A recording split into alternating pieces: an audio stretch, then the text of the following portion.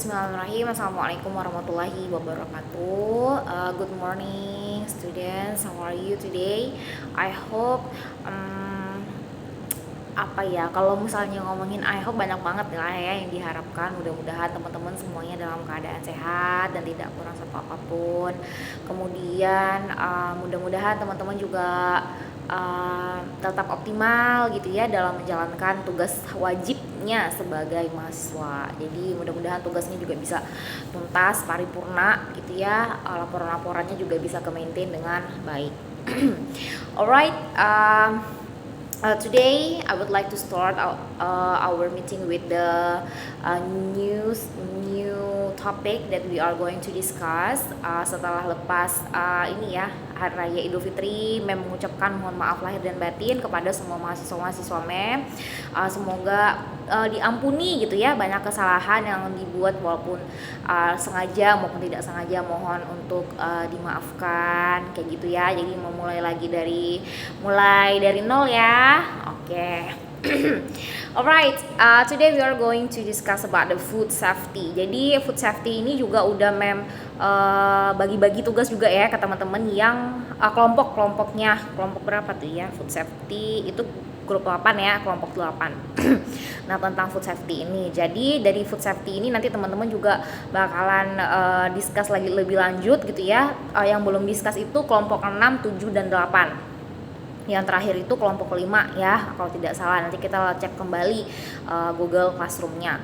Nah, so what is food safety? Oh, tunggu bentar. Sebelum kita ngomongin food safety, tadi yang sebelum previous meeting itu kita discuss tentang before the flood. Jadi ada kalau enggak hanya belasan orang yang memberikan review tentang before the flood.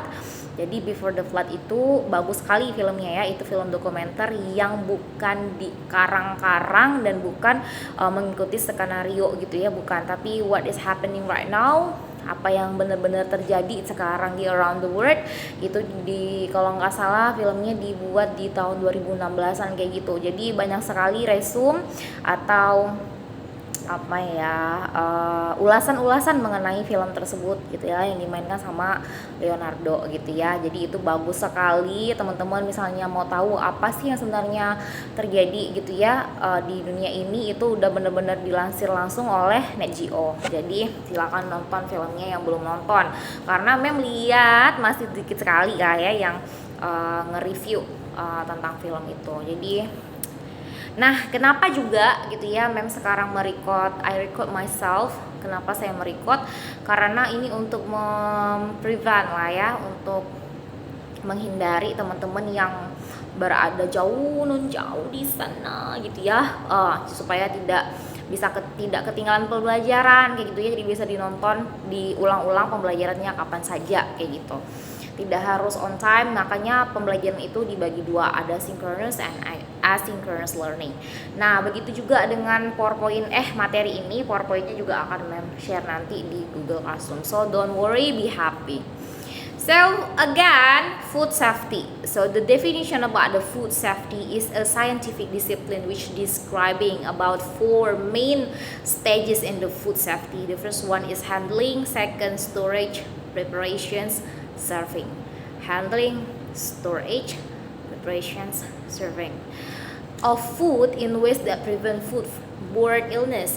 This includes a number of routines that should be followed to avoid potentially severe health hazard. Jadi untuk menghindari permasalahan gitu ya, masalah-masalah atau hal-hal yang hal-hal yang tidak diinginkan lah ya dari makanan tersebut. Jadi agar makanannya tetap higienis, tidak terkontaminasi kayak gitu ya. Jadi kita harus mengikuti this procedure. Alright. The cause of food contaminations itu adalah physical, dibagi menjadi 4, yaitu physically, chemical, biological, microbiological. Jadi food contamination itu refers to food that are spoiled or tainted because they either contain microorganisms such as bacteria or parasites or toxic substances that makes them unfit for consumption. Jadi yang sudah terkontaminasi dengan bakteri-bakteri jahat, virus gitu ya, parasit atau racun gitu ya, yang sudah membuat makanan ini tuh tidak layak lagi untuk dikonsumsi. Jadi udah berbahaya gitu ya. Jadi kita harus menghindari ini. Jadi ada food contamination itu dibagi 4 tadi ya. Nanti teman-teman ntar baca sendiri, pahami sendiri gitu ya. Memang cuma hanya provide saja. Saya cuma memfasilitasi saja. Nah, what is the physical object that gets into the food during preparations or serving? Jadi ada equipment part, ada rambut siapa ini gitu ya. Hair gitu ya, and the other object. Jadi kayak isi staples kayak gitu ya, atau bungkus-bungkus plastik, potongan-potongan dari penutup makanan itu sendiri kayak gitu ya. Ada klip-klip juga. Yang paling sering mungkin rambut ya, mungkin remah-remahan kayak makanan gitu ya, yang yang secara tidak sengaja gitu masuk ke dalam makanan. Alright. And then how to prevent physical contaminations. Jadi yang ada beberapa cara ya, 6. Jadi how to prevent physical contaminations. Hair restraint using suitable cap or hairnet. Jadi untuk menghindari ini ya, gangguan dari rambut ini, rambut rontok, ketombe dan lain-lain, biasanya kita harus menggunakan yang cap gitu ya, cap penutup kepala, topi jenis topi atau hairnet kayak gitu ya, supaya dia tidak terbang dengan bahagia rambutnya.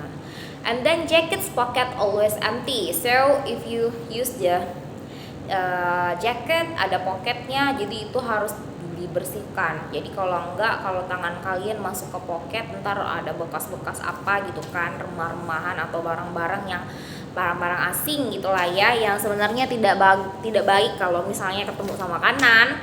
Nah, itu juga harus dihindari. And then clean environment, close windows and doors to avoid dust coming from outside. Tentu saja.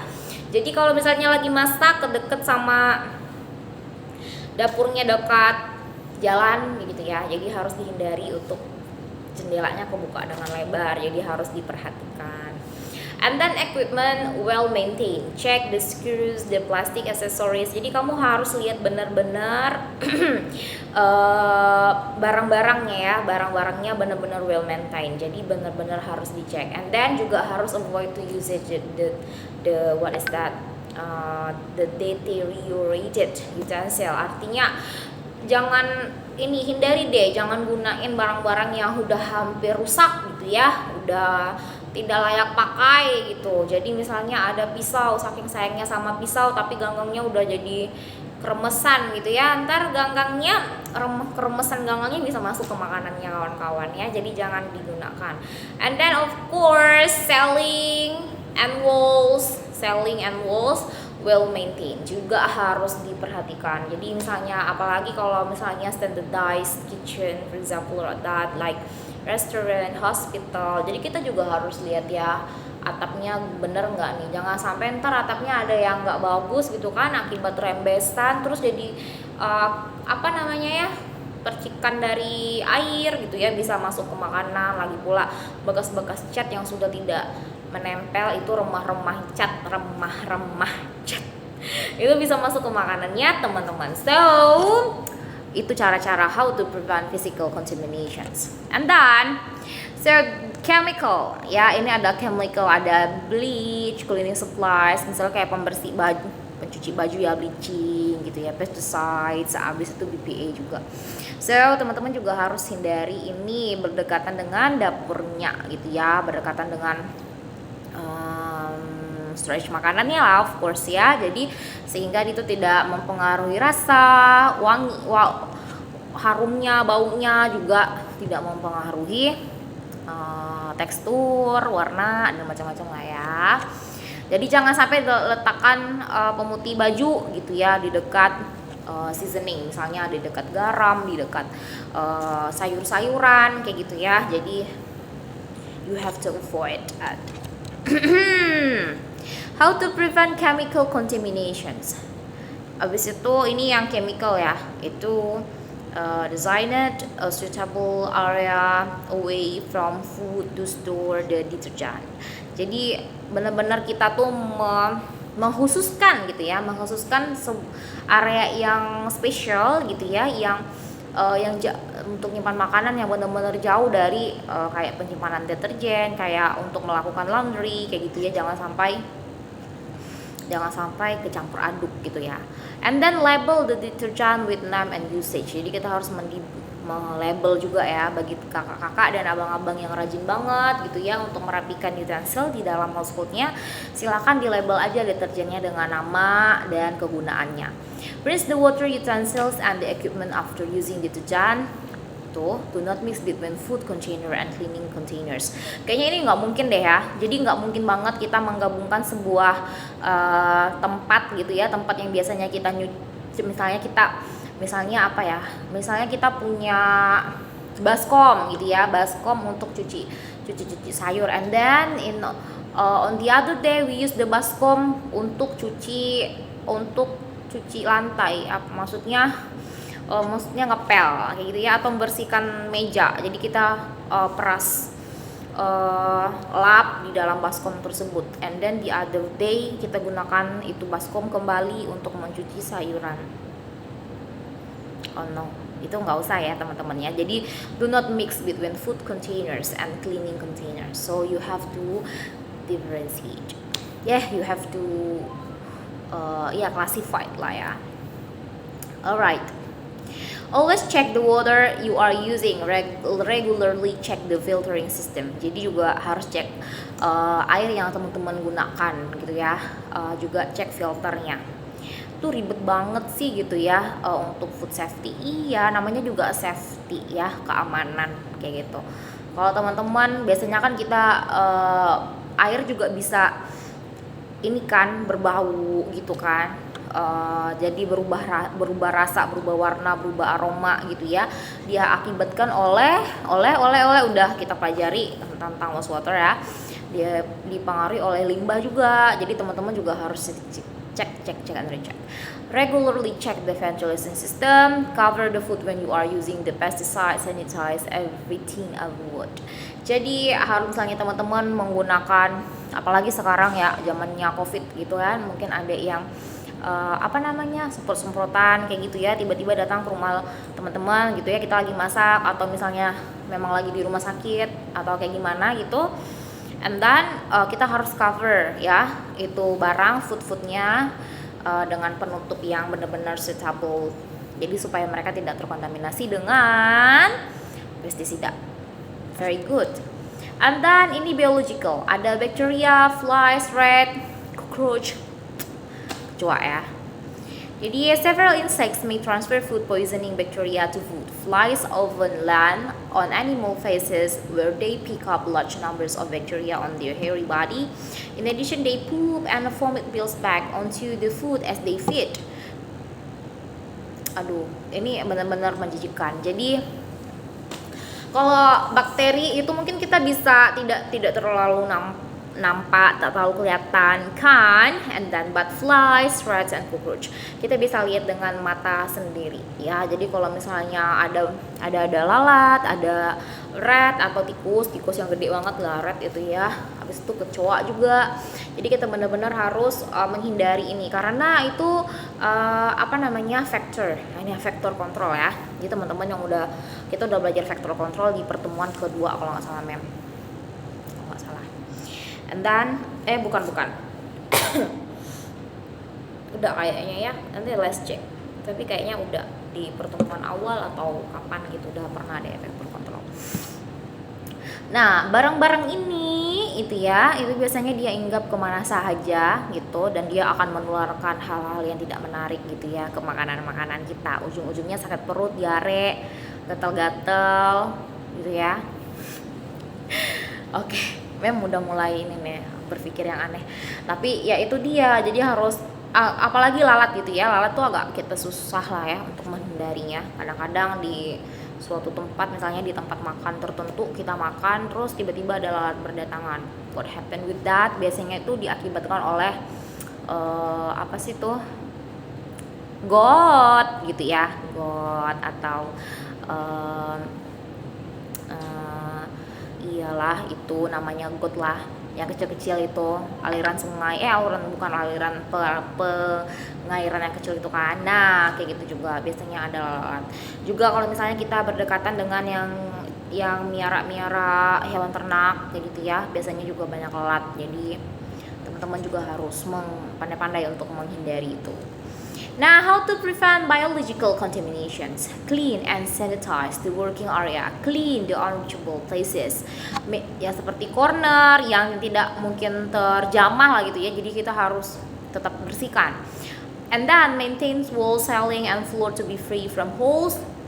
Ingat tuh, jangan sampai ada holes. Jangan sampai ada lubang-lubang gitu ya. Make sure that grain, sugar, flour are free from any sort of pest. Jadi harus pastikan dari gandum, sugar, gula gitu ya, dan barang-barang lainnya itu free gitu ya dari pest atau dari apa namanya ya yang tadi itu yang disebut ya kayak hama-hama gitu ya. And then regular pest control check. Jadi harus mengecek dengan regularly juga gitu ya. And then efficiency air curtains on door, fly cleaners machine and cover food. Jadi sekarang itu mungkin teman-teman juga ya, kakak-kakak dan abang-abang juga udah pernah lihat gitu ya, kayak kotak box segede gini lah ya, warna hitam atau nggak tahu pernah ada warna lain atau enggak, tapi yang pernah memlihat itu warna hitam. Jadi tidak terlalu besar juga, mungkin segede ya segini lah ya. Itu ya fly killer mesin. Jadi ada beberapa restoran yang meletakkan fly killers itu di situ. Jadi kalau misalnya ada lalat lewat itu langsung bunyinya kayak petasan tas gitu ya. Nah, itu dia, itu good banget. And then microbiological. We have a microbiological contamination when we add contaminated raw material or when we have improper handling, except itu bacteria, viruses, fungus, parasite, protozoa, something like that. Itu banyak banget ya bakteri-bakteri yang kawan-kawan bisa nanti lihat sendiri ya. Ini reproductions of bacteria dari food, acidity, temperature, time, oxygen, moisture juga ya. Itu banyak banget yang bisa menyebabkan bakteri itu tumbuh dan berkembang, beranak pinak berdasarkan hal-hal berikut ini. Teman-teman bisa baca lagi ya dengan seksama. Juga ada potentially hazardous food yang udah ini ya apa tuh, udah di list-list gitu lah ya. And then how to prevent the contaminations. In order to prevent any contamination standard, we're set to limit the risk. One of the standard is hazard analysis and critical control points, HACCP, CCP. Yeah, based on the 6 principle. First principle in conduct a hazard analysis. 2. Identify critical control points. 3. Establish critical limits for each critical control point.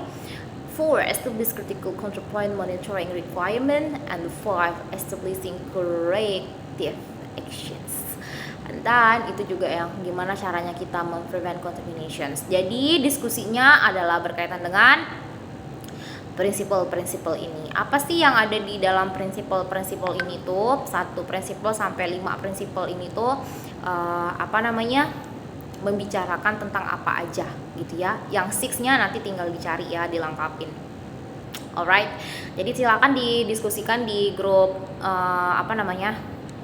Google Classroom-nya gitu ya. Misalnya prinsipal yang pertama, conduct a hazard analysis, itu apa sih maksudnya gitu ya. Contohnya seperti apa. Yang kedua juga, ketiga sampai yang 6 principle. Nanti tinggal dilengkapin aja ya teman-teman ya, saja gitu ya. Jadi biar mendengarkan video ini sampai kelar. Biasanya nggak nonton sampai kelar, iya kan? Udah capek-capek dosennya buat jadi tontonlah video ini sampai selesai anak-anakku sayang. Mau nangis. Karena is not easy ya to make it. Nggak mudah, buatnya editingnya mudah, niatnya yang tidak mudah, menciptakannya yang tidak mudah. Tetapi kalau ngedit tinggal submit upload itu is easy ya, tapi it's a very important. Jadi kamu harus harus lihat, dengar, diskusikan dengan teman-teman biar kuliahnya berfaedah, jangan sampai unfaedah ya teman-teman ya. Meskipun kita tuh nggak boleh memblame gitu ya diri kita, aduh gitu ya, udah semester tinggi, kuliah pada susah, klinik rumah sakit bolak-balik, puskesmas bolak-balik gitu kan. Tapi zaman kayak begini, kororo di mana-mana, semuanya terhambat, nggak bisa ke kantor, nggak bisa ke kampus gitu ya. We have to deal with this. Kita tuh harus berdamailah dengan ini, karena ini tuh datangnya tuh dari Yang Maha Kuasa. Kita tuh nggak bisa untuk menyalahkan keadaan terus. Kita tuh harus bersinergi gitu ya dengan keadaan. Kita tuh harus bukannya menerima keadaannya seperti ini ya kita harus terima aja, no. Tapi maksudnya tanpa perbaikan, tanpa usaha gitu ya. Tapi tetap kita harus memposisikan diri kita sebagaimana kita sebelumnya. Oh, saya dulu student, berarti saya tetap harus belajar, saya harus mengerjakan perkuliahan, saya harus tetap berdiskusi, saya harus open GC first daripada buka TikTok duluan gitu ya. Saya harus siapin kuota untuk buka Google Classroom daripada buka Instagram, for example ada. Setelah perkuliahannya selesai, padahal dosennya memberikan peluang yang banyak sekali gitu ya. Kuliahannya bisa diakses di mana saja, kapan saja dengan asynchronous learning seperti ini. Dengan mendengarkan video. Si A mendengarkannya saat ini, si B, C, D, E mungkin mendengarkannya siang, sore, atau malam, atau besoknya lagi. Kayak gitu kan. Nah, makanya setiap perkuliahan itu ada namanya due date. Due date itu adalah batas akhir pengumpulan tugas-tugas ya, atau diskusi-diskusi. Jadi bukan hanya teman-temannya yang diskusi, tapi kita tidak lihat siapa yang diskusi. Kan kita melihat namanya ada di situ kan. Alright, jadi siapapun yang berupaya gitu ya, siapapun yang memberikan yang terbaik untuk dirinya, pasti alam ini, Allah itu akan memberikan terbaik untuk dirinya. Kayak gitu. Jadi jangan takut, siapapun yang berbuat baik akan dibalas dengan baik. Siapapun yang membaikkan dirinya sendiri, tidak menzolimi dirinya sendiri dengan menyusahkan dirinya di akhir perkuliahan dengan dapat D, berarti dia juga tidak akan mengalami kesulitan itu. Nah, sekarang bagi teman-teman yang mengerjakan tugas, mendengarkan perkuliahan kayak gitu ya, pasti akan dibalas juga dengan hasil akhir yang optimal ya. Insya Allah ya teman-teman semuanya ya, semoga di antara kita selalu berbaik sangka gitu ya, tidak ada yang mengkhawatirkan ini dan itu, karena kita memang benar-benar merencanakan perkuliahan itu dengan sangat bahagia dan open. Nah, thank you very much for listening. Aduh, makasih banget udah listening, udah 23 menit. Ini tuh lebih ini tuh sangat kurang sekali daripada SKS yang harus kita tempuh gitu ya. Tetapi karena ini hybrid learning, which is you can learn by yourself, jadi kamu bisa belajar dengan diri kamu sendiri. Kita hanya menghasilkan headline gitu ya dari apa sih topik dari hari ini, dari teman-teman tidak usah patah hati gitu ya, malah bersyukur kalau jadi kalau mahasiswa dikasih menit cuma dikit gitu ya, berarti kan tidak terlalu banyak Kak kuota habiskan Kak Bang gitu ya. Oke, semoga semuanya bisa ikhlas. Silakan baca lagi PowerPoint-nya, nanti memang akan share di GC. Thank you very much for having me today students, I love you more. Assalamualaikum warahmatullahi wabarakatuh. Good morning, bye bye, see you again.